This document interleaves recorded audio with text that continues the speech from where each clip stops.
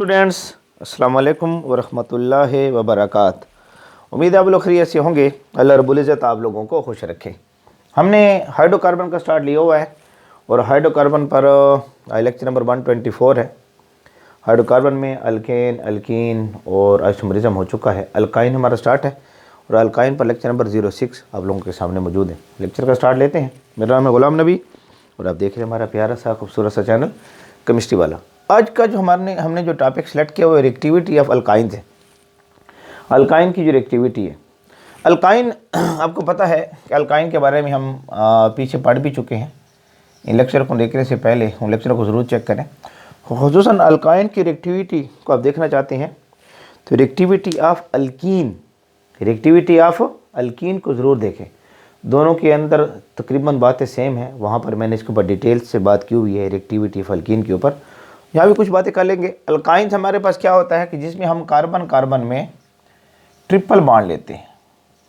Alkyne वो होता है जिसमें हम कार्बन कार्बन में ट्रिपल बॉन्ड लेते हैं। उम्मीद आपको नज़र आ रहा होगा और कैमरा ब्लर्ड होता रहता है। क्लियर नज़र आ रहा है थोड़ा सा, तो अभी वो क्लियर नज़र आ रहा है। तो हमने जो है अल्काइन में कार्बन कार्बन में ट्रिपल बॉन्ड पाया जाता है।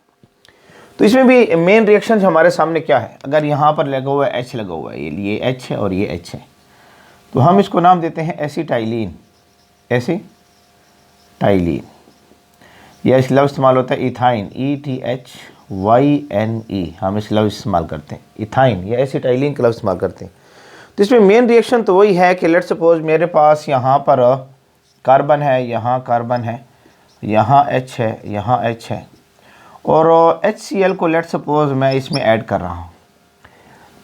अब क्लोरीन की इलेक्ट्रोनेगेटिविटी ज़्यादा है तो ये जो हेटेरोलाइटिक फ्यूजन के तहत जो है यहाँ इलेक्ट्रॉन शिफ्ट होंगे तो यहाँ पॉजिटिव चार्ज रहेगा। हम इसको इलेक्ट्रोफाइल का नाम दे दें। इलेक्ट्रॉनों की कमी है तो यहाँ पर ये पाई इलेक्ट्रॉन सिस्टम मौजूद है, पाई इलेक्ट्रॉन सिस्टम। तो ये इलेक्ट्रोफाइल जो है इस पाई इलेक्ट्रॉन सिस्टम की तरफ क्या करेगा, अटैक करेगा। ठीक है, तो क्या होगा आपके पास जो है अटैच हो जाएगा, यहाँ कार्बन कार्बन में डबल बॉन्ड रह जाएगा, यहाँ रह जाएगा H, यहाँ रह गया H और एक H आकर इस पर क्या हो जाएगा, अटैच हो जाएगा। तो पहला अटैक इलेक्ट्रोफाइल कर रहा है, फर्स्ट अटैक इलेक्ट्रोफाइल कर रहा है तो हम इसको इलेक्ट्रोफिलिक का नाम देंगे और उसके बाद Cl आकर यहाँ पर क्या हो जाएगा, अटैच हो जाएगा। तो चूँकि पहला अटैक इलेक्ट्रोफाइल कर रहा है और ये जो रिएक्शन आपके सामने हो रहा है ये एडिशन रिएक्शन हो रहा है, इसको हम नाम देते हैं एडिशन रिएक्शन। एडिशन रिएक्शन हम लफ्ज़ यूज़ करेंगे। ये हमारे पास कौन सा रिएक्शन है, एडिशन रिएक्शन हमारे पास पाया जाता है और ये है इलेक्ट्रोफिलिक एडिशन रिएक्शन। इलेक्ट्रोफिलिक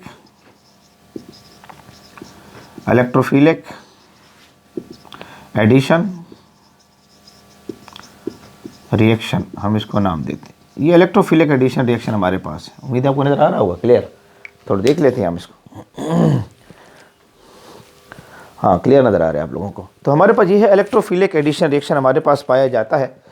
तो यहाँ पर इलेक्ट्रोफाइल ऐड हो रहा है। अगर यूट्यूब पर टाइप करें रिएक्टिविटी ऑफ अल्कीन्स या electrophilic addition reaction of alkenes by chemistry वाला, तो मैंने इसमें तफसीलन बात की हुई है, उसमें आपको सारी डिटेल मिल जाएगी।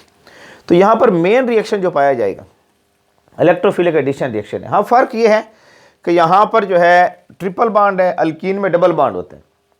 यहाँ पर ये जो आपके पास है, अगर यहाँ पर मैं इसके लूँगा तो यहाँ 2 मालिक्यूल लूँगा ये, उसके बाद दूसरा H जो है यहाँ पर आएगा, यहाँ पर आएगा, अटैच हो जाएगा, कहीं ना कहीं पर क्या हो जाएगा, अटैच हो जाएगा। और जो डबल बॉन्ड है, ट्रिपल बॉन्ड है, वो ब्रेक हो जाएगा। तो हमारे पास जो है इस तरीके से यहाँ पर ये पाया जाता है, रिएक्शन हमारे पास पाया जाएगा। अब हमने इसकी मेन चीज़ देखनी है, रिएक्टिविटी को देखनी है। अब अगर हमारे पास रिएक्टिविटी को आप चेक करें, रिएक्टिविटी को रिएक्शन करने की सलाहियत अल्काइंस के अंदर, तो अगर हम चेक करें कि अल्काइंस और अल्कीन में रिएक्शन करने की सलाहियत किस में ज़्यादा है, रिएक्टिविटी किसकी ज़्यादा है, which one is more reactive, इन दोनों में से मोर रिएक्टिव कौन है, मोर रिएक्टिव, इन दोनों में से ज़्यादा रिएक्टिव हमारे पास कौन है। तो ऐसा नज़र आता है कि हमारे पास ये ज़्यादा रिएक्टिव है। लेकिन देखा गया है कि रिएक्टिविटी जो है, केमिस्ट्री नाम एक्सपेरिमेंट का है, रिएक्टिविटी की जो है अल्कीन की ज़्यादा है बनिस्बत अल्काइन से। रिएक्टिविटी ऑफ अल्कीन की ज़्यादा है बनिस्बत अल्काइन से। इस चीज़ को अच्छे तरीके से नोट रखें। यानी अगर हम रिएक्टिविटी आर्डर आपके सामने लिख सकें, एक हमारे पास मौजूद है रिएक्टिविटी के लिहाज से सबसे ज़्यादा रिएक्टिव अल्कीन है, उसके बाद अल्काइन है और उसके बाद अल्केन है। यानी रिएक्टिविटी आर्डर हम लिख सकें, ये अल्कीन है, उसके बाद अल्काइन है और उसके बाद अल्केन है। हालांकि दिमाग में ऐसा आर्डर आता है कि पहले रिएक्टिविटी का नंबर अल्काइन को मिलना चाहिए, लेकिन अल्काइन इतना ज़्यादा रिएक्टिव नहीं है, उसकी वजूहात डिस्कस करते हैं हम। रिएक्टिविटी का आर्डर ये रहेगा, ये रिएक्टिविटी आर्डर है, इसको अच्छे तरीके से नोट कर लें। ETMD-CAT जो है इसके ऊपर सवाल करती रहती है, या कहीं पर आप कॉम्पिटिटिव एग्ज़ाम देते हैं तो इसके ऊपर सवाल आता रहता है। तो यहाँ जो एडिशन रिएक्शन इसमें अच्छा होगा, इलेक्ट्रोफिलिक एडिशन रिएक्शन अल्कीन में अच्छा होगा। उसके बाद जो है अल्काइन है, फिर आखिर में तो इसमें तो सब्स्टिट्यूशन रिएक्शन पाया जाता है अल्केन के अंदर जो है। हम इसको तफसीलन डिस्कस कर चुके हैं, यूट्यूब पर अल्केन के ऊपर प्लेलिस्ट भी तैयार है, यूट्यूब पर टाइप करें अल्केन बाई केमिस्ट्री वाला। अल्कीन की भी प्लेलिस्ट मुकम्मल तैयार है, यूट्यूब पर टाइप करें अल्कीन बाई केमिस्ट्री वाला, तो आपको सारे टॉपिक अल्कीन के मुतालिक मिल जाएंगे। अब रिएक्टिविटी अल्काइन की अल्कीन से क्यों कम है, इसकी वजह क्या है कि हर एक्टिविटी के लिहाज से जो इसके रीज़न हमारे पास क्या है कि ये क्या वजह है कि मोर रिएक्टिव के लिहाज से हम इसको लेते हैं। इसमें हम वजह को पूछना चाहेंगे, वजह हमारे पास क्या है, रीज़न हमारे पास क्या है।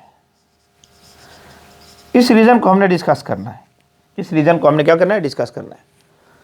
तो जो ऐसे तो हमें पता है, हमने पीछे पढ़ा था, अगर आप लोगों को याद हो, ये 1 2 3 4 है, यहाँ पर भी 1 2 3 और 4। यहाँ अगर ट्रिपल बॉन्ड यहाँ ले लूँ और ट्रिपल बॉन्ड या एंड पर ले लूँ, इन दोनों में हमने रिएक्टिविटी को देखा था, ये मोर रिएक्टिव है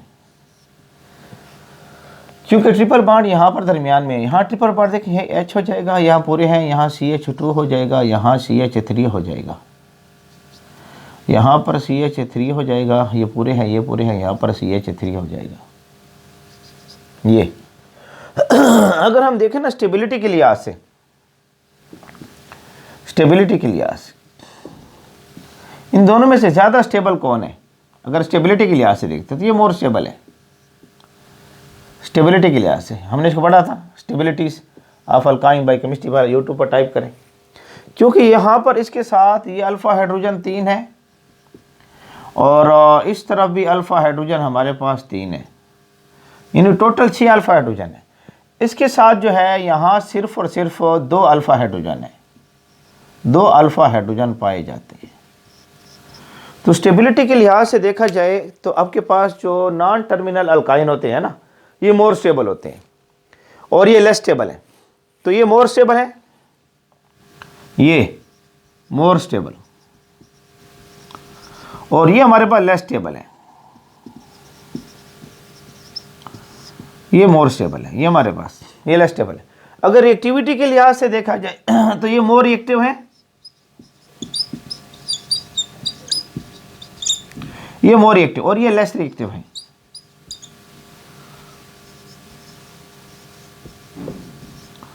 तो ये देख लें आपके सामने, रिएक्टिविटी का आर्डर हम देख लें तो ये मोर रिएक्टिव है और ये लेस रिएक्टिव है। तो अल्काइंस के अंदर तो ये चीज़ हम स्टेबिलिटी ऑफ अल्काइन में कुछ डिस्कस कर चुके हैं। यहाँ पर अल्कीन और अल्काइन में अल्कीन मोर स्टेबल है। आखिर वजह क्या है कि ये मोर स्टेबल है? इसकी किताबों ने बहुत सारी वजूहात लिखी हुई हैं। सबसे पहली वजह हम देख रहे हैं यहाँ पर, सबसे पहली वजह कि आपको पास जो है यहाँ कार्बन कार्बन में डबल बॉन्ड है, यहाँ कार्बन कार्बन में ट्रिपल बॉन्ड है। दोनों के स्ट्रक्चर को मैं डिस्कस कर चुका हूँ। यहाँ पर H है, यहाँ पर H है, यहाँ पर H2 है, यहाँ पर H2 है। ठीक है, दोनों को स्ट्रक्चर डिस्कस हो चुके हैं। यूट्यूब पर टाइप करें structure of ethene by chemistry वाला, आपको मिल जाएगा। Structure of ethyne by chemistry वाला, ये टॉपिक आपको मिल जाएगा। उम्मीद आपको नजर आ रहा होगा, क्लियर?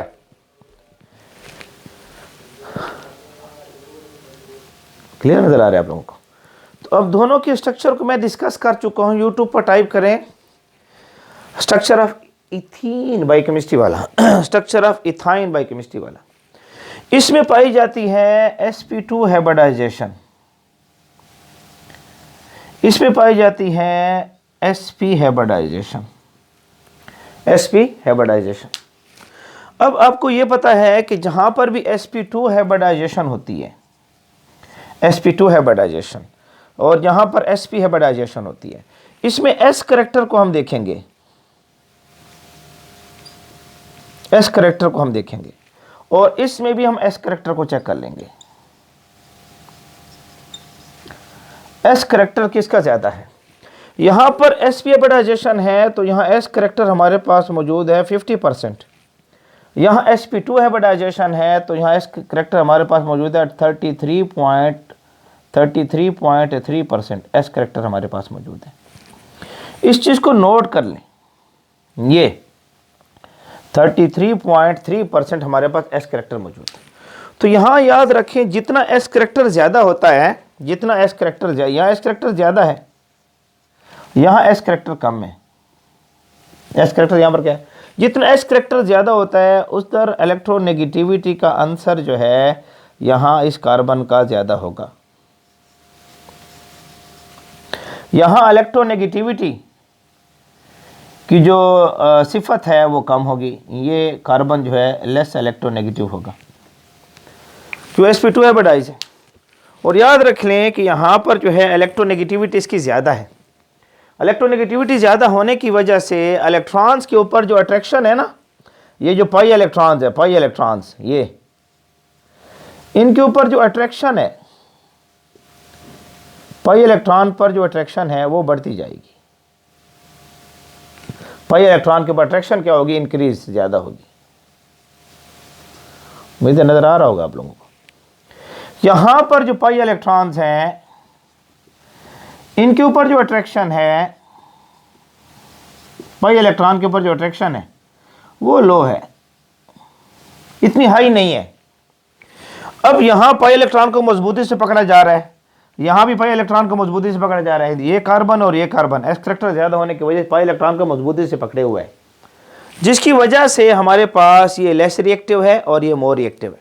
यही वजह है कि यहां पर ये लेस रिएक्टिव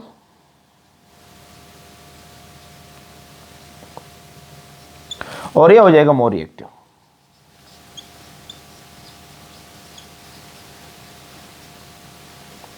तो एक वजह हमारे पास ये मौजूद है, एक रीज़न हमारे पास ये मौजूद है।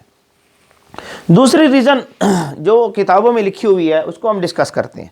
दूसरी रीज़न जो किताबों में मौजूद है, दूसरी रीज़न चेक करते हैं इसको। आपके पास जो है, हाँ क्लियर नजर आ रहा है, मुझे बार बार देखना पड़ता है, हमारा कैमरा जो है ब्लड होता रहता है। दूसरी रीज़न जो हमारे पास मौजूद है, दूसरी, वो किताबों ने इसको लिखा है रीज़न नंबर 2। ये रीज़न नंबर 1 हो जाएगी, यहाँ लिख लेते हैं रीज़न नंबर 2।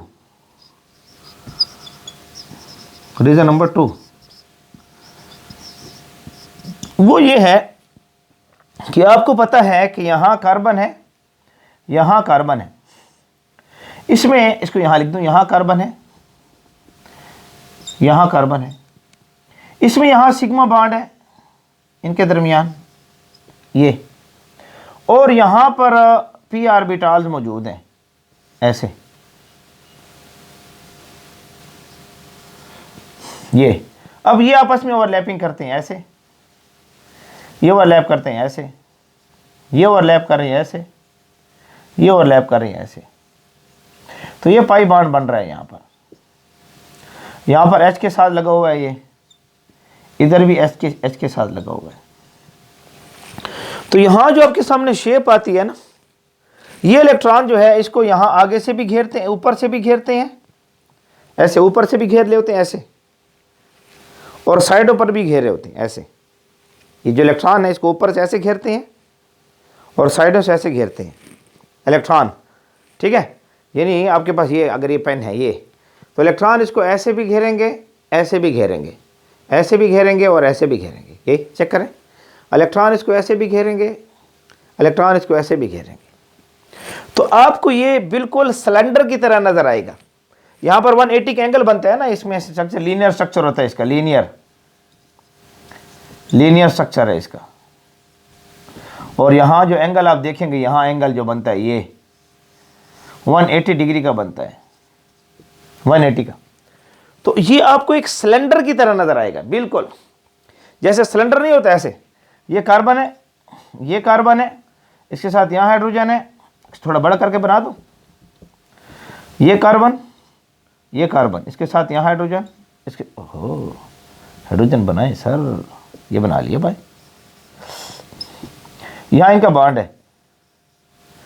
तो ये आपको बिल्कुल ऐसे सिलेंडर की तरह नजर आएगी। इलेक्ट्रॉन डेंसिटी जो ऐसे इसके ऊपर ऐसे सिलेंडर की तरह आपको नजर आएगी, ऐसे इस तरह सिलेंडर नहीं होता। इलेक्ट्रॉन डेंसिटी आपको ऐसे नजर आएगी इसको। तो बिल्कुल इसने इलेक्ट्रॉन डेंसिटी ने इसको ऐसे घेरा होगा। Cylinder like, cylindrical, symmetrical, cylindrical, symmetrical.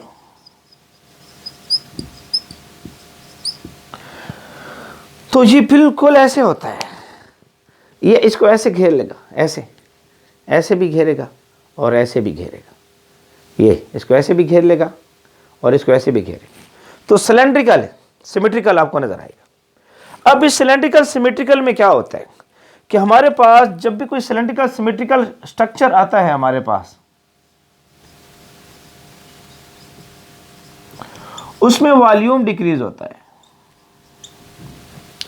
Cylindrical symmetrical structure में हमारे पास, याद रख ले, इस स्ट्रक्चर में यह सिफत है कि वॉल्यूम इसका डिक्रीज रहता है, वॉल्यूम कम हो जाता है। अगर आप देखें असल में जो इलेक्ट्रोफाइल यहां अटैक कर रहा है वो यहां पर देता है पाई इलेक्ट्रॉन डेंसिटी को, पाई इलेक्ट्रॉन डेंसिटी को देखता है। पाई इलेक्ट्रॉन डेंसिटी जितनी ज्यादा होती है ना, उतना इलेक्ट्रोफाइल आसानी से अटैक करता है। यहां पर पाई इलेक्ट्रॉन डेंसिटी जितनी ज़्यादा होगी, इलेक्ट्रोफाइल का अटैक उतना आसानी से होगा। पाई इलेक्ट्रॉन डेंसिटी जितनी ज़्यादा, इलेक्ट्रोफाइल का जो अटैक है, अटैक उतना बेहतरीन होगा, अच्छा होगा। अब आपको यह पता है कि जो डेंसिटी है इसके इन्वर्स रिलेशन है वॉल्यूम के साथ। हाँ, वह यहाँ वॉल्यूम डिक्रीज नहीं, वॉल्यूम इंक्रीज हो जाएगा। सॉरी, स्ट्रक्चर में वॉल्यूम, सॉरी गलती हो रही है, वह यहाँ वॉल्यूम इंक्रीज हो जाएगा। सिलेंड्रिकल सिमेट्रिकल में वॉल्यूम इंक्रीज होता है। ओहो सर गलती कर गए आप। डेंसिटी और वॉल्यूम का इन्वर्स रिलेशन है। यहाँ पर वॉल्यूम इंक्रीज हो रहा है, इसको नोट कर ले, गलती हुई है यहाँ पर। यहाँ डेंसिटी और वॉल्यूम का इन्वर्स रिलेशन है। जब वॉल्यूम बढ़ता है तो डेंसिटी कम होती जाएगी, और जितनी डेंसिटी कम होगी, जितनी डेंसिटी कम होगी, इलेक्ट्रोफाइल का जो अटैक है वो डिक्रीज होता जाएगा।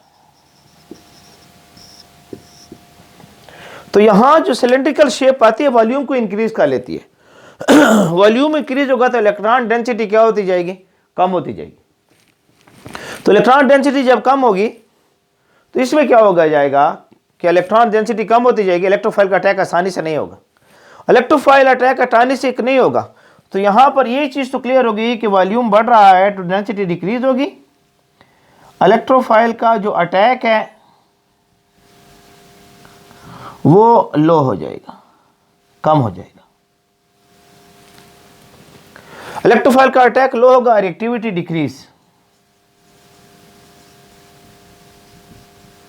रिएक्टिविटी डिक्रीज हो जाएगी। तो यहां अल्कीन के अंदर इलेक्ट्रॉन डेंसिटी ज्यादा है। अल्कीन के अंदर जो इलेक्ट्रॉन की डेंसिटी है वो ज्यादा है। यहां अल्काइन के अंदर जो इलेक्ट्रॉन की डेंसिटी है वो कम है। इस वजह से ये लेस रिएक्टिव है और ये मोर रिएक्टिव है। एक वजह और भी है इलेक्ट्रॉन डेंसिटी कम क्यों हुई है, उसको भी हम थोड़ा सा देख लेते हैं। उसकी वजह ये होती है कि ये जो सिलेंड्रिकल शेप हमारे सामने आती है, रीजन नंबर 3 को यहां लिख देता हूं, थोड़ा सा रीजन नंबर 3 को, इसको थोड़ा साफ करते हैं, इसको थोड़ा नोट कर लें, नोट कर लें, शाबाश नोट कर लें। उम्मीद है आपने नोट कर लिया भैया, स्क्रीनशॉट ले लें। एक वजह हमारे पास क्या है, थोड़ी मजीद भी देख लेते हैं।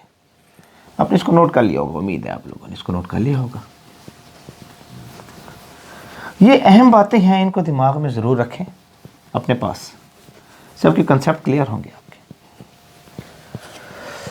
अच्छा जी, एक वजह हमारे पास जो आ रही है वो अगर हम देख लें, कार्बन कार्बन ट्रिपल बॉन्ड है और कार्बन कार्बन डबल बॉन्ड है। जो आपके पास जो स्टेबिलिटी होती है, स्टेबिलिटी, ये हमारे पास इनवर्स रिलेशन रखती है बॉन्ड लेंथ के।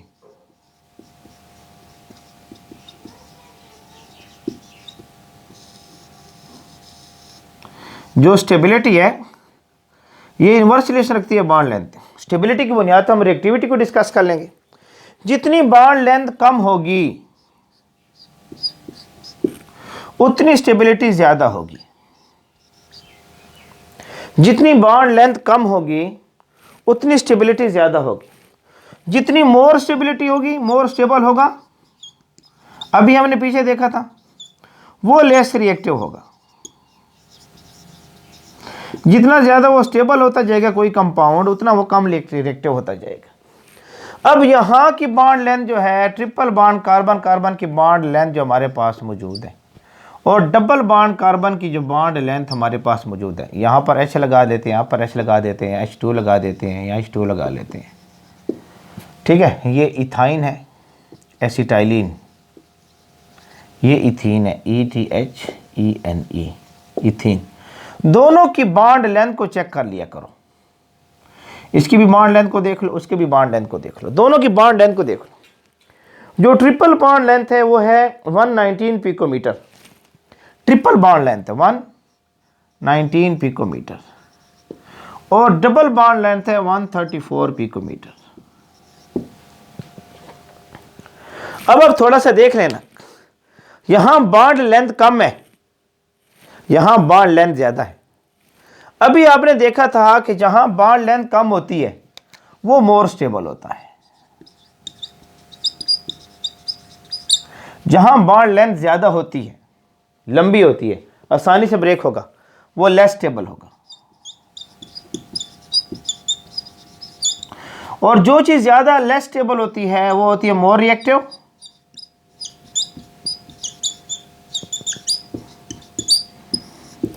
और जो मोर स्टेबल होती है वो होती है लेस रिएक्टिव।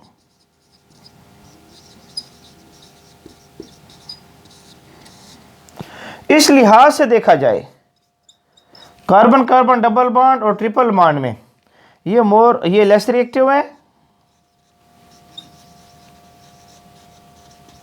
और ये मोर रिएक्टिव है।